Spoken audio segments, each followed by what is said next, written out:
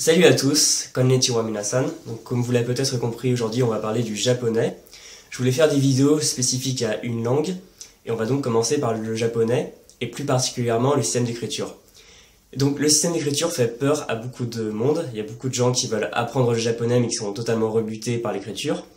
Et c'est compréhensible parce que le japonais utilise en grande partie le système d'écriture chinois, mais contrairement aux chinois qui n'utilisent que cette écriture, le japonais a rajouté deux syllabaires, les hiragana et les katakana qu'on va voir, et ce qui donne un cocktail qui est assez effrayant pour le débutant.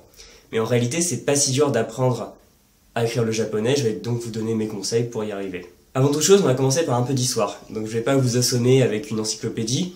L'idée, c'est vraiment de comprendre comment on est arrivé au système actuel, parce que c'est important de comprendre ce qu'ont fait les gens par le passé pour arriver au résultat d'aujourd'hui et pour mieux percevoir la logique qu'il y a derrière le japonais. Donc aux origines, le japonais est une langue uniquement orale, c'est-à-dire que les habitants de l'archipel japonais n'ont pas développé de système d'écriture propre. C'est le cas de nombreux peuples sur Terre, par exemple dans l'Antiquité, les Gaulois sur le territoire qui allait devenir la France utilisaient très peu l'écrit et s'ils le faisaient uniquement en alphabet grec et ensuite en alphabet latin suite aux conquêtes romaines. Donc les Japonais aux origines n'avaient pas de système d'écriture. On entend parfois parler du Jindaimoji qui sera un système d'écriture originel du Japon, mais en réalité il s'agirait plutôt d'une invention de nationalistes japonais des années 30. Et il faut savoir qu'à l'époque le Japon était plus ou moins en train de conquérir la Chine, et donc ces gens-là n'acceptaient pas forcément que l'écriture japonaise vienne de Chine, donc il y aurait eu cette invention, mais c'est totalement faux. Les premières traces d'écriture au Japon remontent au 1er siècle après Jésus-Christ, avec l'arrivée d'objets chinois, donc comportant de l'écriture chinoise. Mais à l'époque, les Japonais ne s'en servaient pas pour écrire. On date l'arrivée officielle, si on veut, de l'écriture chinoise sur l'archipel au 4e siècle, là où des lettrés ont commencé à utiliser cette écriture. Ce qu'il faut savoir, c'est que il n'y a rien d'étonnant à ce que les Japonais aient emprunté l'écriture chinoise, parce que la Chine, elle, possédait un système d'écriture à peu près, on considère, depuis 1500 avant Jésus-Christ. Donc, quand les Japonais ont fait venir cette écriture, il s'agissait d'un système déjà très complet, très performant, et c'est assez compréhensible qu'ils aient pu l'emprunter. Et c'est entre le 4e et le 5e siècle que les Japonais ont commencé à avoir de grandes relations diplomatiques avec la Chine et avec la Corée, et c'est là que des lettrés sont venus apporter cette écriture, avant tout avec le bouddhisme. Et par la suite, il y a eu des Japonais qui se sont formés à l'écriture chinoise, mais ce qu'il faut savoir, c'est qu'ils n'écrivaient pas le japonais, ils écrivaient du chinois. C'est-à-dire qu'ils écrivaient des documents en chinois officiels, historiques, et ils écrivaient en chinois pour correspondre avec la Chine dans la diplomatie. Et c'est par la suite que l'écriture chinoise a servi à noter le japonais qui était alors une langue uniquement orale. C'est à partir du 7e siècle qu'on a commencé à faire cette transposition entre le japonais oral et le japonais écrit en utilisant l'écriture chinoise, avec le Manyōgana qui était une écriture un peu simplifiée des caractères chinois, et qui a permis d'avoir cette dimension phonétique, et non plus seulement du sens. Et ensuite, ces Manyōgana ont donné peu à peu les syllabaires qu'on connaît aujourd'hui, c'est-à-dire les hiragana et les katakana. Le hiragana venant de l'écriture chinoise cursive, c'est pour ça qu'ils ont cet aspect très arrondi. Et fait intéressant, ils étaient avant tout utilisés par les femmes, qui utilisaient moins de kanji que les hommes, qui avaient généralement un degré plus élevé d'éducation. C'est pour ça que le roman très connu Genji Monogatari, qui date du 11e siècle, est écrit par une femme et comporte énormément de hiragana. Les katakana, eux, à l'inverse, ont été inventés autour du 9e siècle et étaient le fait de moines bouddhistes japonais qui les utilisaient en prenant des morceaux de signes chinois, ce qu'on appellera par la suite les kanji. Et c'est pour ça qu'ils ont conservé cet aspect très anguleux avec des angles droits et un petit côté pentu. Et évidemment, à l'époque, ils étaient utilisés majoritairement par les hommes. Par la suite, en 1900, il y a une standardisation des hiragana et des katakana, donc en éliminant toutes les variantes possibles, et c'est pour ça qu'on se retrouve actuellement avec un tableau très standard de hiragana et un tableau de katakana. Également, il y a ce qu'on appelle les shinjitai, ce sont les sinogrammes spécifiques au Japon. C'est-à-dire qu'on parle des caractères chinois dans plusieurs pays, ils sont utilisés en Chine évidemment, mais ça ne va pas être les mêmes en Chine continentale et par exemple à Taïwan ou à Singapour. Mais les signes chinois sont aussi utilisés au Vietnam, en Corée, et pour ce qui nous intéresse au Japon. Et donc au Japon, ils ont pris une forme spécifiquement japonaise qu'on ne trouvera pas forcément ailleurs. Donc ce début de réforme s'est fait vers 1926 et a été entériné en 1946, ce qui nous donne les formes actuelles des kanji japonais. Donc maintenant qu'on a parlé de l'histoire de l'écriture japonaise, vous comprenez mieux pourquoi on se retrouve avec autant de systèmes d'écriture différents. En fait, il y a, je pourrais dire, 3 plus 2 systèmes d'écriture.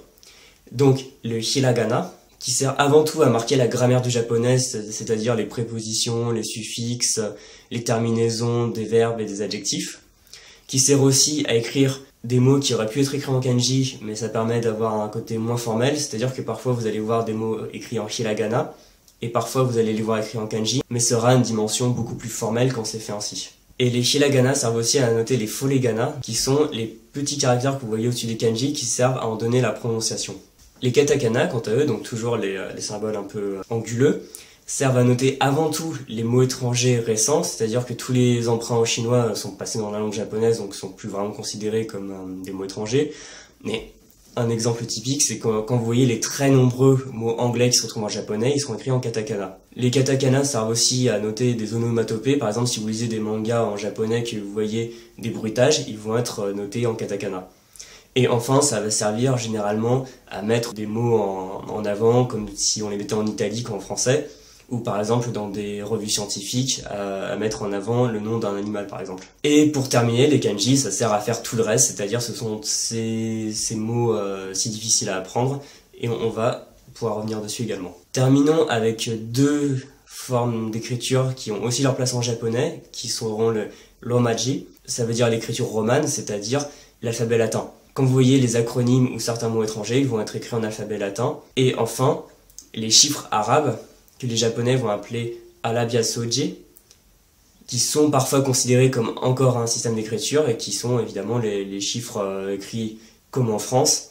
Parce que le japonais a sa manière d'écrire les chiffres avec des kanji, mais utilise aussi très souvent les chiffres arabes. Et pour conclure, on se retrouve parfois avec des phrases avec 5 systèmes d'écriture à la fois, c'est-à-dire vous allez voir des hiragana, des katakana, des kanji, du romaji et des chiffres arabes, donc le arabiasoji. Et même dans certains mots, vous allez avoir 2 écritures mélangées, parce que vous allez avoir la base en kanji et le reste en hiragana. Par exemple, si vous prenez le verbe mele, voir, vous allez commencer avec un kanji et ensuite la terminaison en hiragana. Si vous prenez le mot pour dire le français, la langue française, fulanse go, fulanse, la France sera écrit en katakana, et go, la langue sera écrit en kanji. Maintenant, on va voir les spécificités de ces systèmes d'écriture pour voir un peu comment ils fonctionnent. On va commencer par les kana. Donc les kana, ce sont les hiragana et les katakana. Il y a pour chacun 46 symboles et il y a aussi quelques autres qui seront considérés comme obsolètes, donc vous les verrez parfois, parfois pas, mais vous en aurez généralement pas besoin sauf si vous allez dans du japonais classique. Donc contrairement à l'alphabet latin, les kana ce sont des syllabaires, c'est-à-dire qu'au lieu d'avoir des lettres consonnes plus voyelles, vous allez avoir des syllabes. Il y a une exception, c'est le n final, qui est présent en hiragana et en katakana, et donc qui sert à mettre un N, ou parfois prononcer un M, à la fin d'une syllabe. Il y a aussi des diacritiques. Les diacritiques, c'est comme les accents en français. Il va y avoir donc les dakoten, qui vont transformer des consonnes, et faire passer un que en ge, un te en de, un se en ze, mais aussi un he en be. Il y a aussi le han dakoten, donc qui est représenté par un petit point, qui va transformer les he en pe. Donc ça marche pour les hiragana et les katakana. Le japonais est une langue où il y a des voyelles allongées, donc pour le katakana c'est généralement assez simple, vous ajoutez un trait après la syllabe, ce qui va allonger la voyelle, ce qui va faire la différence par exemple entre bele qui veut dire bâtiment, et biele qui veut dire bière. Donc notez bien qu'on a allongé le i, que les 2 mots sont différents, donc il faut faire la distinction. Avec les hiragana c'est un peu plus compliqué, parce que généralement pour allonger une voyelle, on va juste rajouter la même voyelle après la syllabe. Mais il y a aussi des exceptions, c'est-à-dire que si vous voulez faire un O long, il faut rajouter un OU après. Donc O plus U, c'est pas OU, c'est O. Et après un E, ça sera un I. Donc E plus I, c'est pas EI, c'est E. Et on a par exemple E plus I, Sensei. Et O plus U, Tokyo, donc la capitale du Japon. Pour les katakana, si on veut les écrire en remplacement des hiragana, donc pas pour noter des mots étrangers, mais pour mettre en avant certains mots, on utilisera là par contre les mêmes règles, c'est-à-dire que si vous voulez écrire Tokyo en katakana, il ne faudra pas mettre des traits, mais bien allonger le O en rajoutant un U à la fin de chaque syllabe. Ça reste relativement rare, mais je le précise quand même pour que vous le sachiez. Ensuite, le japonais utilise les consonnes redoublées. Pour les noter, on va mettre un tse. Donc, ça marche pareil en hiragana, en katakana, même si les symboles vont être différents. Et là, on ne prononcera pas le tse, mais on va redoubler la consonne qui le précède. Et pour ça, le tse qu'on va écrire sera écrit en tout petit, ce qui permet de bien comprendre qu'il ne faut pas le prononcer. Et par exemple, si on prend le mot kekko, on voit qu'il y a un tse qui fait redoubler la consonne K, et on voit aussi qu'il y a un U qui va allonger la voyelle O, donc kekko. Et pour terminer, on peut parler des syllabes composées. On va rajouter une petite voyelle après une syllabe pour la modifier. Par exemple, si vous avez ki plus ya, vous allez écrire kia, avec le ya écrit en petit, et on ne va pas prononcer kia, mais kia. Et ça marche également pour les hiragana et les katakana. Et maintenant, on va parler des spécificités des kanji. Donc les kanji, on pourra carrément faire une vidéo à part. Mais ce qui est important de savoir, c'est qu'il y a deux grandes lectures des kanji. C'est-à-dire que quand vous voyez un kanji, vous savez pas comment il se prononce, et en fait, les lectures, c'est savoir comment il se prononce. Donc en vrai, il y a plus de deux lectures, mais pour ne pas rendre cette vidéo insupportable, je vais vous présenter seulement les deux lectures principales qui sont la lecture On et la lecture Kon. Donc encore une fois, les symboles chinois ont été ramenés dans le japonais pour noter une langue qui, vocalement, n'a absolument rien à voir avec le chinois, c'est très différent si vous les avez déjà entendu les deux langues.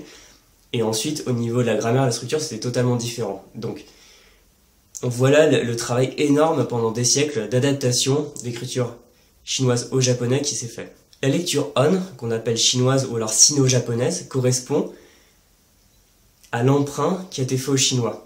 C'est-à-dire que, vu que les japonais n'ont pas tous les sons du chinois, ils les ont adoptés. Donc ce serait un peu faux de dire qu'ils les prononcent comme du chinois, mais en réalité, c'est prononcé comme le chinois à l'époque où ça a été emprunté, parce qu'il y a eu des emprunts à diverses époques, et avec ce que les japonais entendaient du chinois. Donc ça peut être très différent du chinois, mais on peut reconnaître un peu l'étymologie.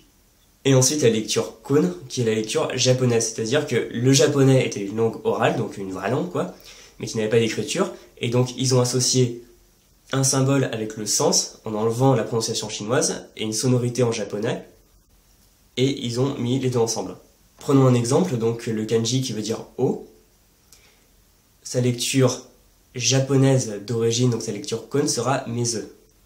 C'est comme ça que les japonais disaient O à l'époque, ou peut-être qu'ils disaient un peu différemment, mais en tout cas, vous voyez l'idée, ils ont pris ce symbole et ils l'ont associé avec un symbole chinois et un mot oral japonais.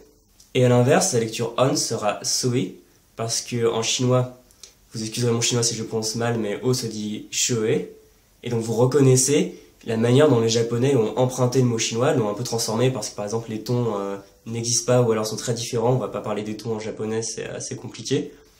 Mais en tout cas, tout ça, ça s'est perdu, et donc on est passé de Shoe à Soe. Donc vous voyez qu'il y a une prononciation qui est japonaise originelle et une prononciation qui est du chinois adapté au japonais. D'ailleurs, pour les puristes, la lecture On, donc chinoise ou sino-japonaise, est souvent représentée en katakana pour la différencier. C'est assez rare que ça soit le cas dans les manuels, mais il y a des gens qui vont trouver ça plus rigoureux. Je pense que ça l'est, mais en tout cas, c'est assez rare maintenant de voir ça dans des manuels, en tout cas français. Donc pourquoi est-ce qu'on va utiliser plusieurs lectures différentes? Parce que le japonais a pris de l'écriture chinoise de manière répétée au fil des siècles, il a un peu adapté de manière naturelle, organique, et donc ça finit par faire toute une cuisine qu'on retrouve aujourd'hui dans le japonais. Généralement, la lecture Kon, donc japonaise, sera utilisée pour les mots seuls. Par exemple, si vous dites de l'eau froide, ça sera Meze. Et la lecture On se retrouvera dans des mots composés. On va mettre plusieurs kanji ensemble pour former un mot plus compliqué. Et généralement, ça viendra du chinois. Par exemple, si vous prenez le mot Soeche, qui veut dire sous l'eau, vous reconnaissez bien donc le kanji pour dire eau, mais sauf qu'on va pas le prononcer Meze, mais on va le prononcer Soe. Maintenant, on va voir comment apprendre l'écriture japonaise quand on est un parfait débutant. Alors, mon premier conseil, c'est d'apprendre les hiragana tout de suite. Pourquoi? Parce que je vois trop de manuels qui reposent, à mon avis, pour ne pas faire peur aux gens, sur l'écriture latine, donc ce que les japonais appellent le romaji. Mais en fait, je trouve pas que ce soit une bonne idée. J'ai déjà vu, à l'inverse, des japonais noter le français en katakana, donc ça permet d'avoir une approximation, mais d'un point de vue phonétique, c'est catastrophique. Donc voilà, quand on va apprendre une langue, il faut apprendre son écriture tout de suite. Pourquoi le hiragana? Parce que c'est l'écriture principale, encore plus que le katakana à mon sens. Et ce que vous allez pouvoir faire, c'est vous débarrasser très vite de la transcription, et arrêter de la regarder sans arrêt, et vraiment vous jeter dans le japonais, et vous immerger dedans et dans son écriture, comme ça vous apprendrez à lire très rapidement. Ensuite, une fois que vous aurez bien maîtrisé les hiragana, vous pourrez vous mettre au katakana. Je pense qu'ils sont moins essentiels parce qu'ils sont tout simplement moins courants. Bon, ils le sont quand même beaucoup, donc n'attendez pas trop. Mais concentrez-vous d'abord sur les hiragana. Les katakana viennent ensuite. Je sais que vu que les katakana ont des formes plus simples que les hiragana, on peut être tenté de les apprendre avant. Je pense que c'est une erreur parce que vous aurez beaucoup plus besoin des hiragana tout de suite. Les katakana sont relativement plus faciles, mais il faut quand même se méfier parce qu'il y en a beaucoup qui se ressemblent. Je pense par exemple à shi, tsu, no et so, qui se ressemblent beaucoup. Donc faites attention à bien les discriminer. Pour apprendre les kanas, c'est pas très compliqué, je vous conseille de regarder sur une liste et de commencer à écrire. Vous pouvez également utiliser la répétition espacée. Il y a des cours de kana sur Memrise, donc des cours de hiragana, des cours de katakana. C'est facile à installer sur un ordinateur, un téléphone, c'est gratuit. Donc vous pouvez déjà commencer à travailler avec. Et comme ça, si vous avez au moins les hiragana quand vous commencez à apprendre le japonais, vous serez déjà beaucoup plus libre dans votre lecture que si vous partiez seulement avec l'alphabet latin. Faites bien attention, ça vaut pour les hiragana, les katakana et les kanji, à respecter l'ordre des traits. Donc c'est l'air de rien parce qu'on se dit, ouais, bon, on peut tracer comme on veut, on est libre. Mais le japonais utilise ça pour son tracé, sa calligraphie, et c'est même presque pour les japonais de l'orthographe de bien respecter l'ordre des traits. Donc, respectez bien ça. Généralement, dans les manuels, on va vous indiquer comment tracer, quel trait sera tracé avant les autres. Vous aurez toutes les informations, donc vous ne pouvez pas vous tromper. Une fois que vous avez appris bien les hiragana, les katakana, et que vous continuez à les apprendre en continu, parce que au début, vous allez les lire très lentement et puis de plus en plus vite, les écrire lentement et puis de plus en plus vite. Mais une fois que vous aurez lancé la machine, au moins, vous pourrez vous mettre au kanji. Donc on se demande souvent à partir de quand commencer à apprendre les kanji. En fait, je vous conseille de le faire très vite, donc dès que vous maîtrisez les kanas, mais pas forcément comme le feraient des japonais. Parce que les japonais, pendant toute leur scolarité, on leur donne des listes et ils apprennent à les tracer. On peut être tenté d'apprendre les kanji par fréquence, c'est-à-dire qu'il y a évidemment, comme dans toutes les langues, il y a des kanji qui sont beaucoup plus fréquents que d'autres. Mais je pense pas que ce soit la bonne solution, parce qu'il y a certains kanji très fréquents qui sont beaucoup plus difficiles à tracer que d'autres kanji plus rares. Et pour un japonais, ça pose pas de problème parce qu'ils sont immergés en permanence depuis leur enfance dans cet univers de kanji. Mais pour un européen, c'est beaucoup plus dur. Et c'est pour ça qu'au début, quand je regardais un peu les kanji, j'arrivais à les reconnaître, mais j'arrivais pas du tout à les tracer parce que j'avais pas la logique en tête. Et pour acquérir cette logique, je vous conseille une méthode qui a été popularisée en France par le livre Les kanji dans la tête de Yves Magnette, qui est une traduction et une adaptation d'un autre livre qui s'appelle Remembering the Kanji de James Heysink. Et en fait, l'approche est assez intéressante parce qu'on va pas vous embêter avec la prononciation des kanji ou leurs différents sens, mais on va plutôt vous apprendre à reconnaître les composants et à les associer entre eux, même si c'est dans des mots qui sont pas forcément très utiles. Là, par exemple, récemment, j'ai vu le mot pour placenta, donc c'est pas très utile en soi dans la langue, mais ça m'a permis de continuer à avoir la logique et à associer les symboles entre eux. Et c'est ça qui va vous faire progresser en tant qu'Européen qui ne venez pas d'un milieu où les kanji font partie de votre univers visuel. Donc j'ai une mauvaise nouvelle à vous annoncer, c'est que les kanji dans la tête est en rupture de stock à peu près partout. Si vous voulez le trouver, il atteint des sommes faramineuses du style 100, 130 €. Vous pouvez parfois en trouver sur le Bon Coin ou des sites de petites annonces où ils surgissent de temps en temps mais ils partent très vite. Vous pouvez tout simplement vous rabattre sur la méthode originale, donc Remembering the Kanji, qui coûte quand même un petit peu moins cher, mais bon après les moyens mnémotechniques seront en anglais, donc ce sera peut-être plus compliqué pour vous. Sinon il y a une autre solution, c'est tout simplement d'aller sur le site Les Kanji dans la tête et de télécharger un extrait gratuit qui enseigne bien 200 kanji. Donc vous avez déjà de quoi faire et déjà voir si cette méthode est faite pour vous. Ensuite, ce qu'il faut savoir, c'est que sur Anki, on peut télécharger des packs de cartes mémoire issus du livre Les Kanji dans la tête, ce qui permet de les apprendre en répétition espacée. Et là, on a quand même un outil très puissant parce que on apprend peu à peu, donc par association plutôt que juste par bachotage à répéter des lignes de kanji qu'on ne comprend absolument pas. Et on le fait donc jour après jour selon la méthode de la répétition espacée que je vous ai déjà vantée plein de fois. Pour terminer sur les kanji, pour le moment, moi personnellement, je ne m'encombre pas encore avec les lectures On et Kun. Je sais que dans certains milieux académiques, ils font de l'apprentissage du kanji, c'est-à-dire ils prennent un kanji, ils apprennent toute leur lecture. Moi, dans ma façon de voir les choses, c'est pas intéressant parce que c'est encore une fois totalement déconnecté de l'usage que vous pourrez en faire. C'est comme la grammaire, ça sert à rien d'apprendre la grammaire à toutes les règles et ensuite les appliquer parce que vous aurez tout oublié. Apprenez déjà les kanji, parfois même sans leur prononciation. Donc avec la méthode des kanji dans la tête ne s'intéresse pas à la prononciation, elle vous les fait reconnaître. Et comme ça, vous pourrez les reconnaître dans des mots que vous entendrez et dont vous reconnaîtrez la prononciation, comme par exemple le mot mizu ou suiche. Vous reconnaîtrez le kanji pour dire o. et je vous apprendrai les mots plutôt que juste des lectures de kanji. Après, par la suite, vous pourrez sans doute apprendre ça de manière plus rigoureuse avec les lectures, mais si vous êtes un débutant, ne vous encombrez pas avec ça, ça va vous démotiver et ça va pas avoir énormément d'effets bénéfiques pour vous. Je viens de terminer avec cette vidéo, donc si vous l'avez aimée, n'hésitez surtout pas à mettre un j'aime et à la partager. Si vous avez des questions, si vous voulez en savoir plus, n'hésitez pas à me contacter. Et pour terminer, comme d'habitude, vous pouvez télécharger le guide pour apprendre les langues étrangères de manière générale et pas que le japonais en partant sur des bases solides. Je vous remercie et n'oubliez pas de vous abonner à la chaîne et à bientôt pour une prochaine vidéo.